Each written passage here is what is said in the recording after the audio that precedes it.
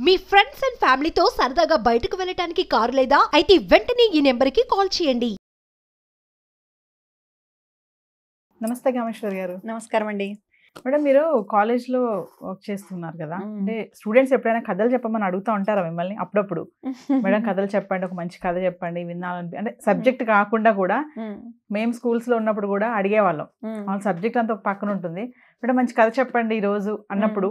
అంటే మీరు కాలేజ్లో చెప్పిన కథల్లో ఏదన్నా ఉంటే ఈరోజు ఒక కథ మంచిది. కాలేజ్లో అని కాదండి, మామూలుగా అందరూ మాట్లాడుకుంటాం కదా, మేము పిల్లలకి కేస్ స్టడీస్ చెప్తాం కాబట్టి కథలు ఏమి ఉండవు అక్కడ.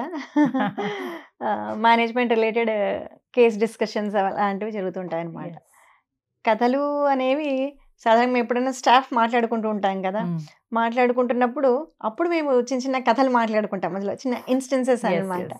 అలా అలాంటి దాంట్లో ఒకటి చిన్న విషయం, చాలా చిన్న విషయం ఇది. భోజరాజు గురించి మనం ఇంతకుముందు చెప్పుకున్నాం. భోజరాజు విక్రమార్కుని సింహాసనం అని. అలా భోజరాజు చాలా గొప్పవాడు. ఆయన కవులను పండితులను బాగా ఆదరించేవాడు అనమాట. ఆయన ఆస్థానంలో కూడా ఎంతోమంది ఉండేవాళ్ళు. ఎవరైనా సరే పండితుడు అంటే వాడిని టెస్ట్ చేయడం అంటూ ఉండదన్నమాట. అతన్ని నువ్వు నిజంగా పండితుడివా కాదా అని ప్రతి ఒక్కరికి ఆయన గౌరవాన్ని ఇచ్చేవాడు, పండితులందరికీ కూడా. అంత బాగా జరిగేది ఆయన పాలన. ఆయన పాలన గురించి చెప్పాలంటే ఇంకా చాలా చాలా ఉంది. సో ఒక చిన్న విషయం, ఒక చిన్న పేద పండితుడి కథ అనమాట ఇది. భోజరాజు సామ్రాజ్యంలోనే ఒక పేద బ్రాహ్మణ పండితుడు ఉండేవాడు. ఎంత పేదవాడంటే ఆయనకు తర్వాత పెద్ద పాండిత్యం ఏం లేదు, కొంచెం తక్కువ పాండిత్యం కలిగిన వాడనమాట. దానివల్ల పేదరికం కూడా ఉండేది ఆయనకు. దానికి తోడుగా ఇల్లు గడవడం చాలా కష్టంగా ఉండేది. అప్పుడు భార్య ఎవరు మంత్రి కదా, ఇప్పుడు కూడా భార్య రోల్ మంత్రి రోల్, ఆమె చిన్న సలహా ఇస్తుంది. మనము భోజరాజు సామ్రాజ్యంలో ఉన్నాం కదండి, ఆయన ఎంతమందినో ఆదరిస్తున్నారు, మీరు కూడా వెళ్ళి అడగచ్చు కదా, ఏదో ఒకటి ఇమ్మని, మనకు 2 ఆవులు ఇమ్మనో ఏదో ఒకటి, మనకు కొంచెం పొలము అడిగి రండి మీరు వెళ్ళి అంటుంది. ఈయనకేమో అడగాలి అంటే ఇష్టం ఉండదు. నేను వెళ్ళి అలా అడగలేను అంటాడు. ఇంకా రోజు ఈమె పోరుతూ ఉంటుంది, మీరు వెళ్ళండి అడగండి, ఎట్లా గడిచేది, ఇల్లు ఎట్లా గడిచేది, పిల్లలు ఉన్నారు అని అడుగుతుంది. ఇంకా తట్టుకోలేక ఇంకా వేరే దారి లేక బయలుదేరతాడు. ఇప్పుడు చెప్పుకున్నాం కదా, ఆయన ఎంతో ఆదరిస్తారు పండితులని, కాబట్టి ఎవడు కూడా ఏమీ పాస్ ఏం లేదనమాట, ఎంట్రీ పాస్ ఏమి ఉండదు పండితులకు, ఫ్రీ ఎంట్రీ. ఏ పండితుడైనా కూడా వితౌట్ పాస్ డైరెక్ట్గా లోపలికి వెళ్ళిపోవచ్చు.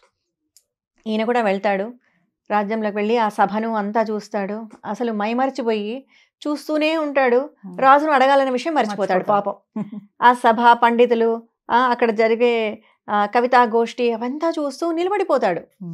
అంత బాగా చూసి ఎంజాయ్ చేసి సభ అంతా అయిపోతుంది, రాజు వెళ్ళిపోతాడు లోపలికి. అయ్యో ఇప్పుడు ఎలా, నేను అడగలేదే రాజును, ఇంటికి పోతే నా భార్య ఏమో ఒప్పుకోదు, ఏం చెయ్యాలి అని ఆలోచిస్తూ ఇంకా అక్కడే వీళ్ళని ఎవరు ఆపరు కదా, అక్కడ నుంచి పక్క గదుల్లోకి అక్కడికి వెళ్ళిపోతాడు అనమాట. వెళ్ళి చూస్తూ సరే నా భార్య అడిగింది, ఏదో ఒకటి తీసుకొని పోక తప్పదు నేను అని, సరే ఏదైనా ఇక్కడి నుంచి తీసుకొని వెళ్ళిపోదాం అనుకుంటాడు. అంటే ఒక రకమైన దొంగతనం, ఏదో ఒకటి తీసుకుపోవాలి కాబట్టి ఏదో దొరికిన వస్తువు ఏదైనా పట్టుకొని పోదాంలే కనీసం ఇంటికి అని లోపలికి పోతూ ఉంటే ఒక గదిలోకి వెళ్తాడు. ఆ గదిలోకి వెళ్ళి చూస్తే బాగా తినుబండారాలు అన్నీ బ్రహ్మాండంగా ఇలా అరేంజ్ చేసి ఉంటాయి అనమాట. ఆహా ఎంత బాగుంది అని పాపం ఆయన ఎప్పుడు చూసింటాడు అలాంటివన్నీ కూడా. అవన్నీ చూస్తూ నిలబడతాడు. ఇంతలో తలుపు చప్పుడవుతుంది. అమ్మో ఎవరో వస్తున్నారు లోపలికి అని అక్కడ ఒక మంచం ఉంటే మంచం కిందికి వెళ్ళి దాక్కుంటాడు. లోపలికి వచ్చింది భోజరాజు, అది భోజరాజు మందిరం. ఆయన మందిరంలోకి వచ్చి కూర్చొని, ఆయన కూడా మంచి కవే, సో ఆయన కూర్చొని ఏవో కవితలు అవి రాసుకుంటూ చేసుకుంటూ చాలా టైం ఆయన మేల్కొనే ఉంటారనమాట. ఈ బ్రాహ్మడికేమో ఏం తోచదు, పండితుడికి కింద కూర్చొని ఈయన ఎప్పుడు వెళ్తాడు, నేను ఎప్పుడు బయటికి వెళ్ళాలి అని అలాగే నక్కి కూర్చుంటాడు. అంటే బయటికి వస్తే దొంగని పట్టుకుంటారు కదా, అదొక అవమానం. మొదట ఏం చేయాలో తెలియక అలాగే ఉండి కాసేపటికి పాపం నిద్రపోతాడు ఆయన. రాజు నిద్రపోతాడు, తర్వాత ఇద్దరు, మంచం పైన రాజు, మంచం కింద పండితుడు, ఇలా ఇద్దరు నిద్రపోతారు. నిద్రపోయిన తర్వాత పొద్దునవుతుంది. తెల్లవారుజామునే రాజు లేచి, ఆయన ఏదో రాత్రంతా రాసుకుంటున్నారు కదా కవితలు, అది చదవడం మొదలు పెడతాడు. ఆయన మొదలుపెట్టి ఒక 2-3 లైన్లు చదువుతారు. 4వ లైను పూరించడానికి, ఆయనకు కంప్లీట్ చేయడానికి గుర్తుకు రాదు. ఏముందబ్బా 4వ లైన్ ట్రై చేస్తూ ఉంటాడు ఆయన. మొదటి 3 లైన్లు చదువుతాడు, 4వ లైను పూరించడం రాదు. ఒకటే ఇబ్బంది పడుతుంటాడు ఆయన. ఎలా అంటే ఆ 3 లైన్లు విని విని విని ఈ మంచం కింద పండితుడు లేచి కూర్చున్నాడు. లేచి ఆ 3 లైన్లు వింటూ ఉన్నాడు అనమాట. ఆయనకి ఎంతకు రాకపోయేసరికి మంచం కింద నుంచి గట్టిగా దాన్ని పూరించేస్తాడు ఆ 4వ లైను. అది ఏంటి అనేది గట్టిగా చదివేస్తాడు.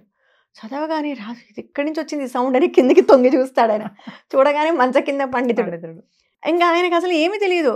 బయటికి రానగానే బయటకు వచ్చి మళ్ళీ మొత్తం చెప్పేస్తాడనమాట. చెప్పేస్తే అసలు ఎవరు మీరు, నా మంచం కిందికి ఎందుకు వచ్చారు అని అడిగితే అప్పుడు చెప్తాడు, క్షమించండి ప్రభు, నేను ఇలా నిన్న వచ్చాను, వచ్చి ఏదో ఒకటి ఇక్కడ నుంచి దొంగిలించుకొని తీసుకెళ్ళిపోదాం అనుకున్నాను మీ దగ్గర, ఇలా ఇరుక్కుపోయాను, నన్ను క్షమించండి అంటాడు. అది చూసి అసలు భోజరాజు ఎంత ఆనందపడతాడంటే, చూసారా ఆయనలో ఉన్న ప్రతిభను ఎవరు దాచలేరు. ఇప్పుడు తను వచ్చిన పని ఏంటి, ఆయన ఉండకుండా ఆ కవితను పూరించాలి అనేది, ఆ పండితుల్లో ఉన్న గొప్పతనం ప్రతిభ బయటికి రాకుండా ఉండదు. టాలెంట్ ఎప్పుడు వచ్చేసరికి తర్వాత భోజరాజు కూడా చాలా బాధపడతాడు కూడా. అరే నా రాజ్యంలో ఇంత బాధపడుతున్నారా పండితులు అని చెప్పి తర్వాత ఆయన్ను ఈ పండితుడిని తీసుకెళ్ళి బాగా సత్కరించి ఆయనకు కావాల్సినవన్నీ ఇచ్చి పంపిస్తారు. దాని తర్వాత కూడా మళ్ళీ ఆయన రాజ్యంలోకి వెళ్ళి అసలు ఎవరు కూడా పండితులు